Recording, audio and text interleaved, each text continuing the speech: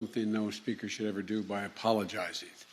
I got a little tied up in that other office I work in, Pat, and I apologize for keeping you waiting because I know you're all equally as busy as I am. I want to thank you. Today, I think is a day of hope, and I mean that, a day of hope and healing for victims of crime and organizations that support those victims of crime.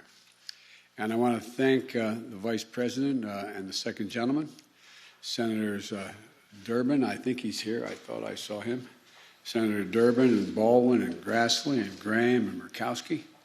Representatives Nadler and Fitzpatrick and Jackson Lee and Wagner and Scanlon.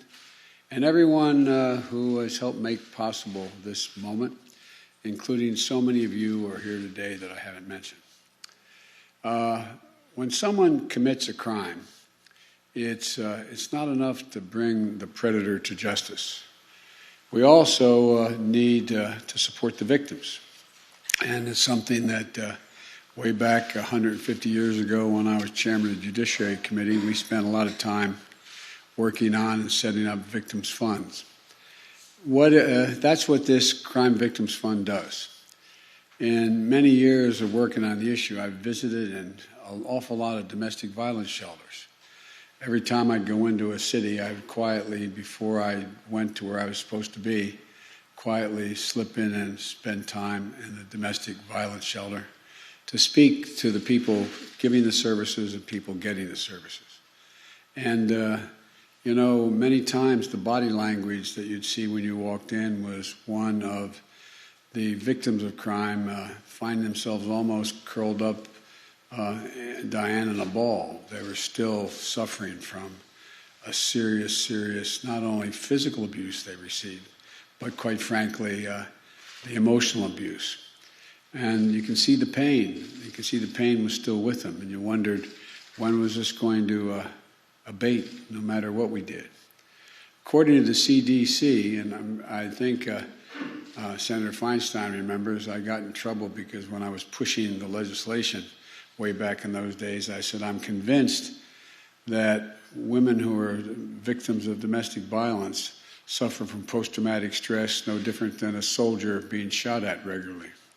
You come home and every time your significant other would come home, if dinner wasn't ready and he smashed your head against the wall, there's no difference in being shot at. And the CDC 2 years later came out and said survivors can experience mental health problems and such depression and symptoms of post-traumatic stress syndrome. Even before research confirmed it, you could see it.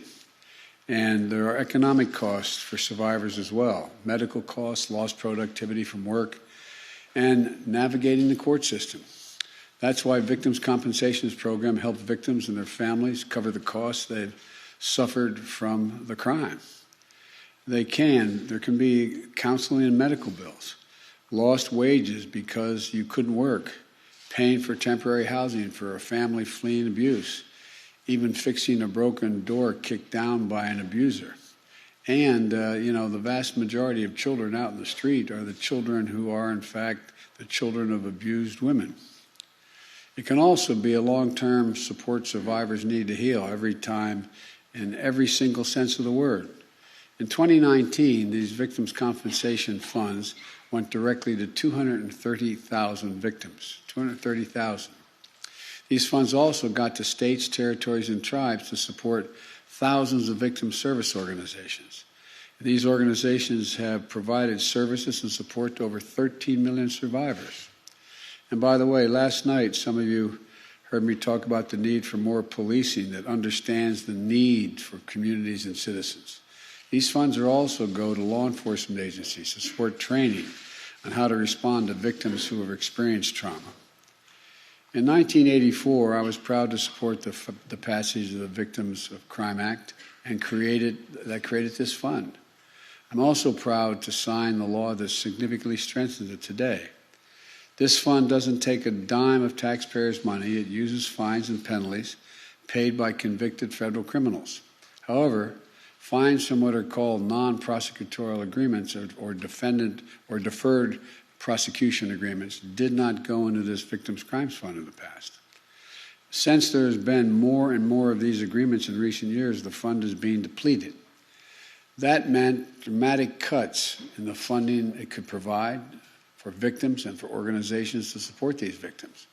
Between 2017 and today, the amount of money in these funds has gone down 92%, which has resulted in a 70% reduction in victims assistance programs and grants.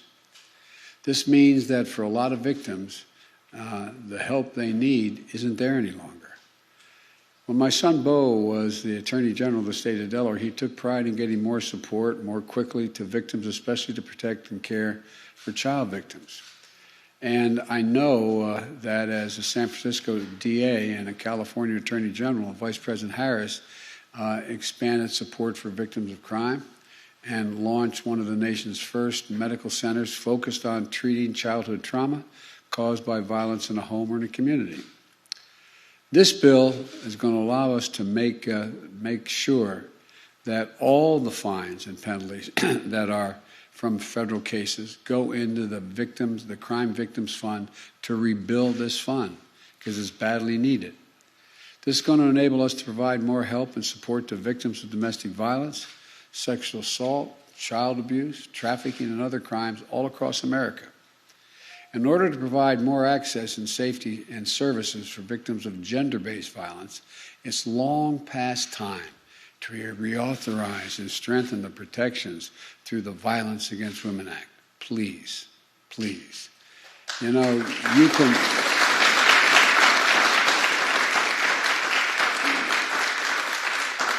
I know from experience you all can come together in a bipartisan, bicameral way and to pass this bill. We need to do the same thing to reauthorize the Violence Against Women Act without further delay. You know, after these changes in the Victims' Crime Act passed this week, a leader from one of the state's coalition against domestic violence sent a letter to our national organization. And she wrote about working in a shelter where their ability to serve people rose and fell based on the fundings of victim services. She told the story of a client she lost to domestic violence homicide because the budget cuts left them without space at the shelter or staff needed to help this particular woman. Upon learning about the law I'm about to sign today, she wrote, and I quote, "I think about her every day. This is going to be truly life-saving," end of quote. This is what you've done, truly life-saving. In closing, I want to thank those angels working in the front lines to help these victims, especially during this pandemic that's made the work both more difficult, more in demand, and more dangerous. And I want to thank the advocates who mobilize and bring together these important changes in the law. There are thousands of people out there who may not know about the work you did to get this bill passed, but they'll know that they're getting the help they need to put their lives back together and move toward healing and toward justice. I'll now have the great honor of signing the bill, and I'd invite the sponsors to come on up and stand with me if you're willing.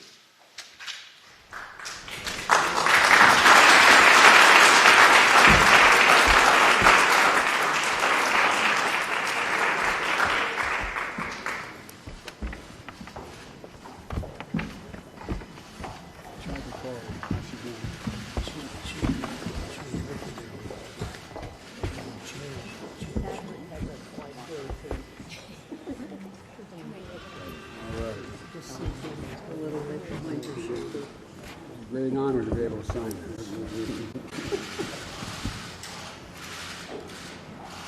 We're honored, Mr. President. Now, I'm not good at doing what Barack used to do, say Barack Obama and use 9 pens to do it. But I'm just going to hand you all. And you're not going to know which one was signed. Let me get the rest of them. Absolutely. Shall I be polite or grab? No. You better. You want it handed to you by the If we're president. short any, Yes, more. Somebody back here, Mr. President. we got 2 more. I'll get one later. No. We should have one. Do we? And who doesn't have one? He's got one in his. I don't I have, got one. We've got Great more with that signatures. name. You could read your name All down right. fine. Anybody who doesn't have one, I promise you. me. I gave them away. Hey, Steven, you have one of my pens? Come here. Yeah, there's one coming.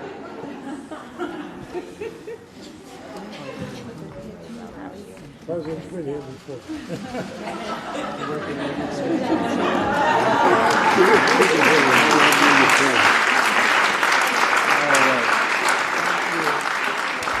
Did you get a picture? You got one? All right. Everybody in? Look this way. Which way we looking? Look right there. Wait, See everybody? I'm gonna sneak down. Can you be seen?